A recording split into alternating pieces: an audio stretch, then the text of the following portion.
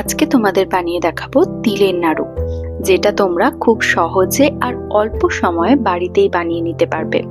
তো প্রথমে একটা ফ্রাইং প্যান বসিয়ে তাতে দিয়ে দিচ্ছি 100 গ্রাম মতো সাদা তিল। তিলটা আমি আগেই বেছে পরিষ্কার করে রেখেছিলাম। ফ্লেমটা মিডিয়াম রেখে তিলটাকে এখন ভেজে নিচ্ছি 1 থেকে 1.5 মিনিট মতো। তিলটা হালকা বাদামি হতে শুরু করলে নামিয়ে নিয়ে একটা প্লেটে ঠান্ডা হবার জন্য ঢেলে নিলাম। এবার ওই ফ্রাইং প্যানে দিয়ে দিচ্ছি 1/2 কাপ পরিমাণ জল। তোমরা যদি অনেকটা পরিমাণে বানাও সেক্ষেত্রে কড়াইয়ের ব্যবহার করতেই পারো। জলটা একটু গরম হয়ে গেলে দিয়ে দিচ্ছি 1 বাটি মতো খেজুর গুড়, মাপ অনুযায়ী 120 গ্রাম মতো। অনেক সময় তিলের নাড়ু ভীষণ শক্ত হয়ে যায়, সেক্ষেত্রে কিন্তু খেতে একদমই ভালো লাগে না। একবার বাড়িতে এই পদ্ধতিতে বানিয়ে দেখো, নাড়ু কিন্তু একদম নরম থাকবে আর খেতেও খুব সুন্দর হবে। খুব ভালো করে এবার গুড়টাকে মিডিয়াম আঁচ রেখে জাল দিতে হবে। দেখো গুড়টা কতটা ঘন হয়ে গেছে।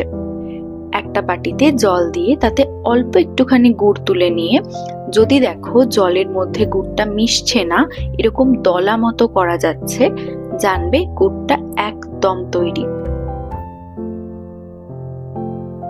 এবার ফ্লেমটা অফ করে দিয়ে ছেড়ে দিলাম 1 মিনিট মতো। 1 মিনিট পর ভেজে রাখা তিলটা গুড়ে মিশিয়ে একদম ফ্লেমটাকে লো করে ভালো করে হাত চালাতে হবে। যদি খুব শক্ত লাগে তাহলে বুঝে অল্প কিছুটা জল মেশাতে পারো। তিল আর গুড়টা দেখো খুব ভালোভাবে মিশে গেছে। এবার একটা প্লেটে এটাকে ঢেলে নিয়ে ঠান্ডা হবার জন্য ছেড়ে দিলাম 15 মিনিট। 15 মিনিট পর অনেকটাই কিন্তু শক্ত হয়ে গেছে। এবার একটা চামচের সাহায্যে পুরোটা প্লেট থেকে এইভাবে তুলে ভালো করে মেখে নিতে হবে।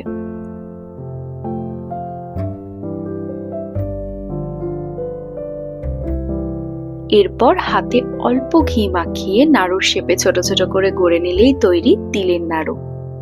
এগুলো কিন্তু তোমরা একবার তৈরি করে নিলে 15 থেকে 20 দিনের উপর বাড়িতে স্টোর করেও রাখতে পারো। অবশ্যই একবার বাড়িতে বানিও আর আমাকে লিখে জানাতে ভুলো না যে তোমাদের কেমন লাগলো। ভালো থেকো, সুস্থ থেকো। আবারও আসবো নতুন ভিডিও নিয়ে খুব তাড়াতাড়ি।